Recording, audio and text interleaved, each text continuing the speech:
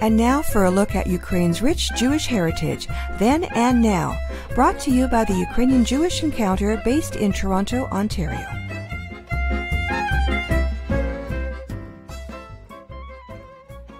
Last week we aired part 1 of an interview with Paulina Zelitsky, who published a memoir of her life growing up in the Soviet Union, working in Cuba on a Soviet naval base in the late 1960s, and her famous and daring defection to Canada in 1971. In part 1, Paulina described the dangers she faced and the indignities she endured as a Jewish girl growing up in the Soviet Union, and later as a Jewish woman working on a Soviet naval base in Cuba and accidentally becoming privy to the political intrigues of the little-known Second Cuban Missile Crisis. Today, in part 2 of this two-part interview, Paulina will tell us about her harrowing defection and the circumstances that convinced her that defection was the lesser danger.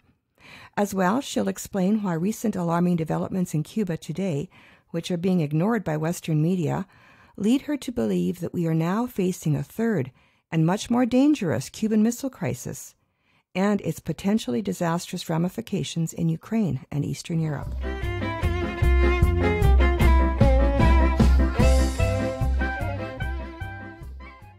And so you have personal things going on in your life, too. Your marriage was starting to get a little rocky. Mm-hmm. Right. An old family friend that you trusted hit on you and you escaped being raped. And exactly, by him. Can you imagine? He was my substitute father. Plus, you probably would sympathize with me. I couldn't tell about that to anyone. It's not something you talk about because then you're the one that suffers. Exactly. Plus, when I spoke to my father about it, I was endangering his health because he almost had a heart attack. And I was afraid to tell to my husband because my husband could react violently. Yeah. I wouldn't want him to do that. Yeah. What happened is, because my supervisor, who almost raped me, I didn't let him to. I fought. Thanks to your dad, he taught you the kick. Exactly. This was very handy kick. So when it happened, he was scared that I will denounce him. So he went to embassy before me and denounced me. Yeah, preemptive strike, yeah. Preemptive strike, yes. So I was in a big trouble. Yeah. I decided, or I get out in time, or I will end up in prison, so I better go. So then you started to seriously look at defection. You chose Canada. You knew nothing about it, not a word of English, never heard a word of English. Yes. But you decided Canada and a fueling stop in Gander. Mm-hmm. And you, first time was unsuccessful. You did it twice. You tried twice. Twice. Yes, first time they cut me. Yeah. I was really lucky that, I was young, because when young women pretend something, it's easier. Oh, yeah. than everybody else. Plus, I had 2 small children. Yeah. So I pretended that my children were very sick. Yeah. And airline was scared that I will complain, about food that poisoned my children. Right, right. So somehow I managed to survive that one. But the second one, I wouldn't have second chance. That's it. So, once they caught me, it was already recorded somewhere for sure. Oh, yeah. And the second time, I would be put in prison. That's for certain. Yeah. And punishment for defection is severe. It's 15 years in Gulag. Yikes. Of the worst kind. Yeah. So I was scared, but I didn't have choice. I had to act. That's what happened. You did crazy things. I mean, I had to. The stories that you came up with the second time, you ended up on the wrong plane, ended up in Prague, stayed there for 2 days, with no money, with no food, with nothing, an accident with one of your little boys. You made it on the plane, and you were so smart. And I'm not, because I don't want to give this away. I want people to read this book because it is an amazing story. But you taught your little boy He was the Yeah. one. If it wasn't for your little boy who runs really, really fast, Yes. he was the one that broke you free. And you ended up in Canada Mm-hmm. with the communists banging on the door, the people from the airline that was Czechoslovakian Airlines that you managed to get on from Yes. from Prague, and they were there for hours. And then, your story of what happened to you when you defected, and that was harrowing too. What happened here in Canada? I was disappointed in my government, in how you were treated. I was disappointed in those people in whose care you were. They were a whole lot better than the ones that you left behind. It was very shocking to me. It was an eye opener, and I think it would be an eye opener to anyone. That book should be in schools. That should be taught in schools. Your story. People have no idea. Absolute no idea, and I'm just so glad that you wrote that book. It would put John Kerry to shame. Seriously, what a story. Thank you. It should actually be a series on TV.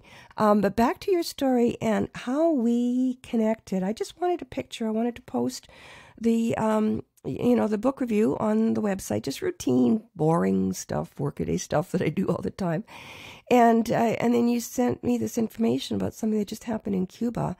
And it's something that's called, what is it, the Third Cold War or something, or the third third missile crisis? Yes, because it's the third missile crisis. You see, the first one was in 62. Mm-hmm.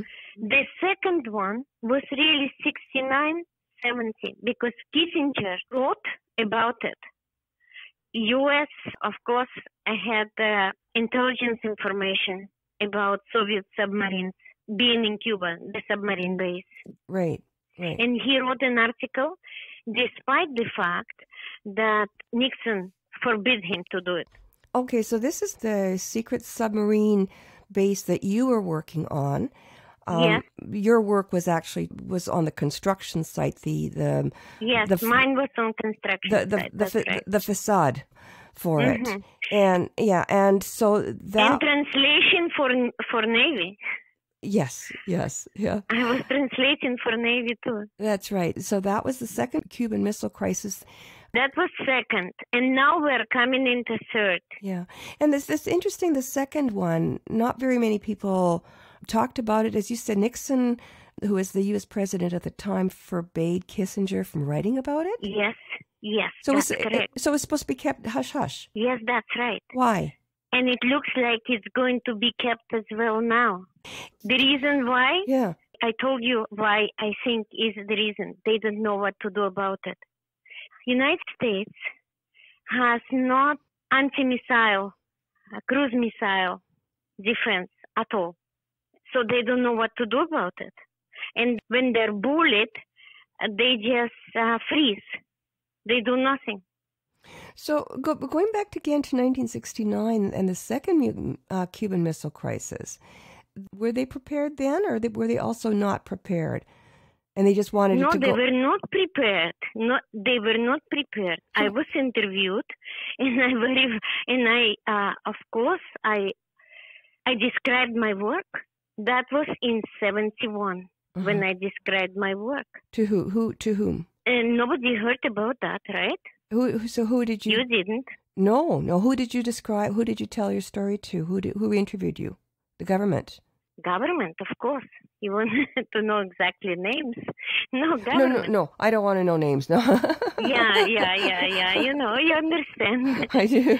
No. Yeah. But of course, I am now so free to talk about it because it's really happened and it's recorded. Yeah. Are you worried at all for your safety? No, I am in Canada. Okay, so you don't think that there's any danger here? No, I don't think there is any danger in Canada. That's right. Okay, well, you've lived through danger, so you would recognize it if it was there. So when we were first speaking a few days ago, you brought to my attention something that was going on in Cuba. Right about the time I was airing your book review. 2 weeks ago, there were Russian high-level officials had been in Cuba. Absolutely. The head of all Russian Navy, Admiral Nikolai Yevmenov. And he was there on the request of Raul Castro and the president of Cuba. Yes, that's right. And they were there. Who visited Moscow a couple of weeks before. Oh. Before that. And then, I see. So the Russian officials were in Cuba for 6 days, and so the announcement was made all over Russian media that they were going to beef up the submarine base that you were working on in 69. Yeah. So they were going to expand it. Yeah, that's right. That they're going to rebuild that base, and they are going actually to upgrade these harbor facilities again. And also that the new spy center, this GLONASS and the satellite spy center is functioning. This is a Russian center. It's functioning. Now it's back into operations in Cuba. The spy center and the Navy base, both. They were both closed. Were closed in Cuba in 92. Okay. And now they announced that they're reopening it, and the spy center already is reestablished, rebuilt, and operating. Wow. Right. And 2 days ago, a Russian spy ship, the biggest spy ship, Viktor Leonov, came to Havana, and it's right now in Havana Harbor from March 3rd. I don't know how long they're going to stay there.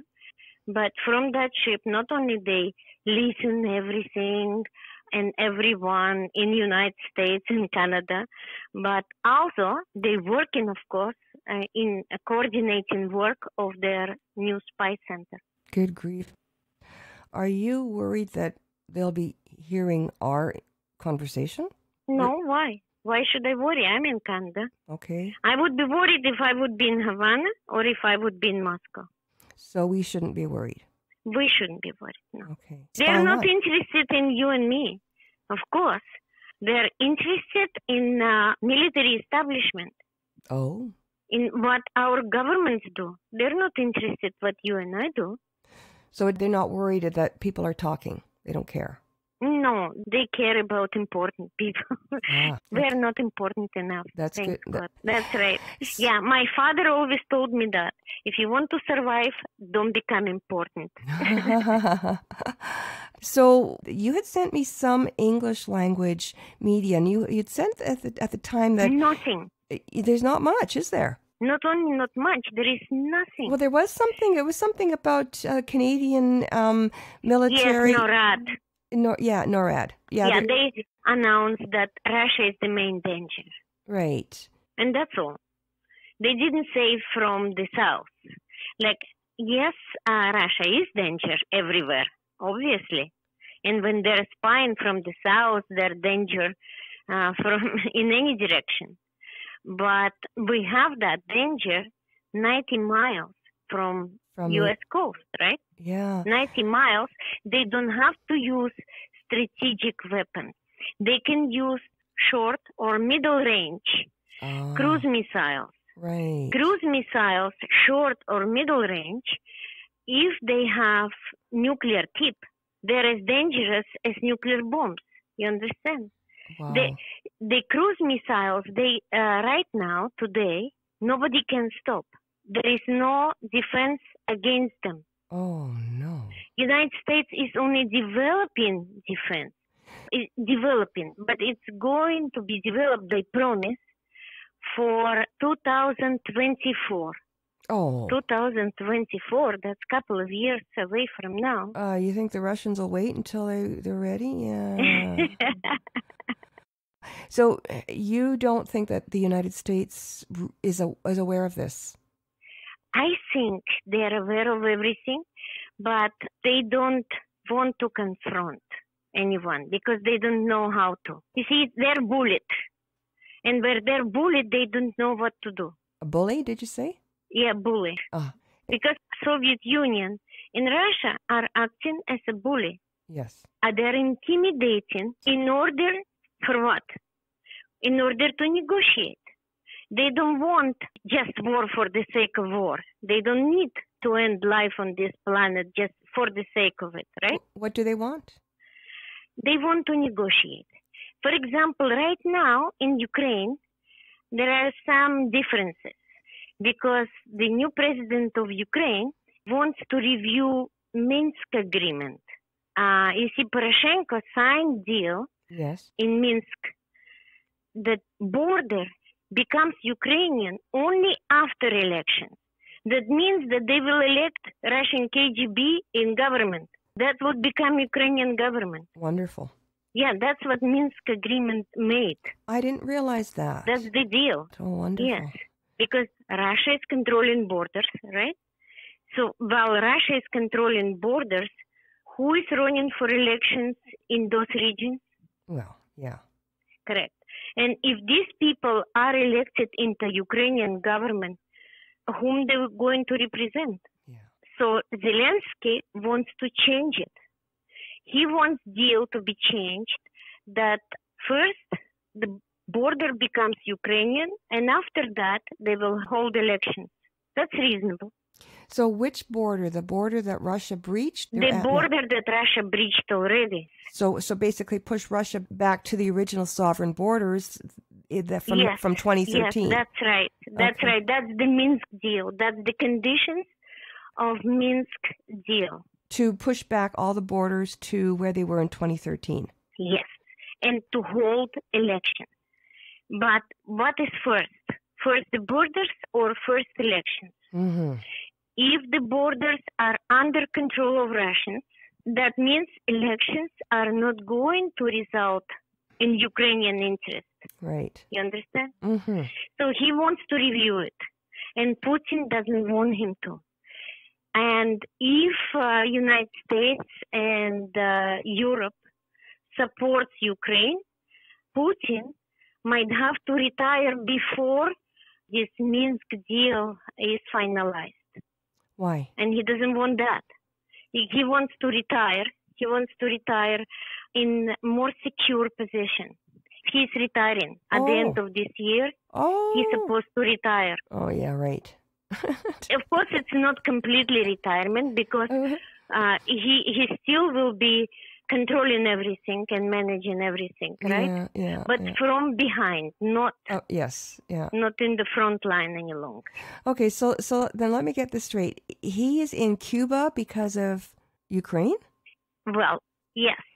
Yeah. They are telling the United States and the Western countries to stop helping Ukraine. Wow.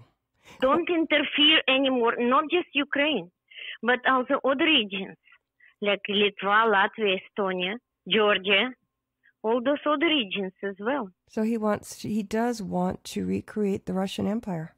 Exactly. That's what I was telling in my message to you. Mm-hmm. It's just continuation of Russian traditional politics. Wow. It's empirical ambitions. Yeah. They can't stop it. It's always been. Yeah. You probably know that originally Russia itself, Moscow, was a very small region. Oh, yeah. And it grew because they were conquering territories around them, right? Yeah. And it never changed. They always do. They always conquer. Yeah.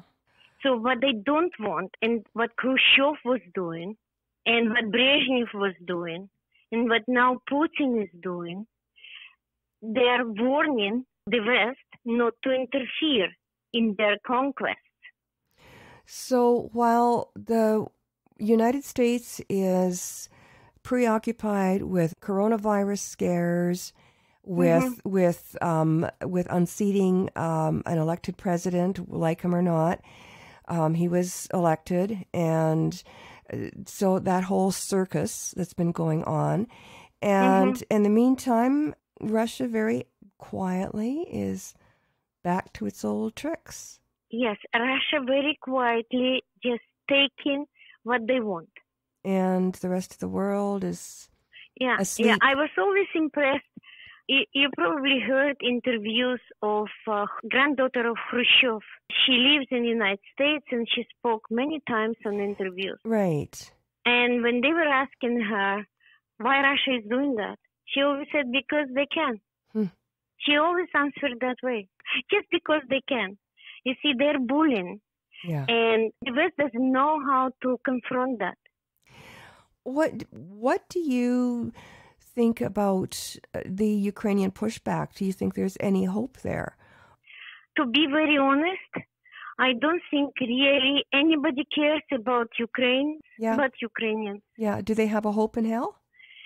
Ukrainians do. Oh. But nobody else is willing to help, Yeah. I feel desperate. Yeah.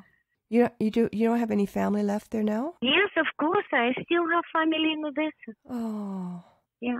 They don't want to go. They could go to Israel. They couldn't go anywhere else. Yeah. But they prefer to stay in Odessa. They love Odessa. They want to live there. It's home. Mm-hmm. Wow.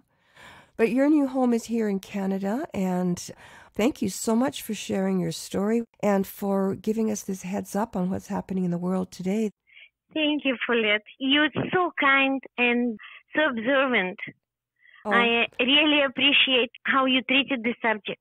Oh, well, thank you. It's fascinating to me, and certainly you made it easy with your incredible storytelling skills. So, again, I can't emphasize enough for listeners to read Paulina's memoir, The Sea is Only Knee Deep. You can get it on Amazon. It is an incredible story. Thank you for sharing it, and hope to have you on the show again soon. Thank you. And thank you. Paulina Zelitsky is the author of The Sea is Only Knee Deep, a 2-volume memoir about her life growing up in the Soviet Union, working as an engineer on a Soviet naval base in Cuba during the Second Cuban Missile Crisis, and her daring defection to Canada in 1971. I hope you enjoyed this interview with the author of this fascinating book. I'm Paulina, producer and host of Nash Holos Ukrainian Roots Radio. Until next time, shalom. Ukrainian Jewish Heritage is brought to you by the Ukrainian Jewish Encounter based in Toronto, Ontario. To find out more about their work, visit their website and follow them on Facebook and Twitter. Transcripts and audio files of this and earlier broadcasts of Ukrainian Jewish Heritage are available at their website, ukrainianjewishencounter.org, as well as at the Nash Holos website, www.nashholos.com.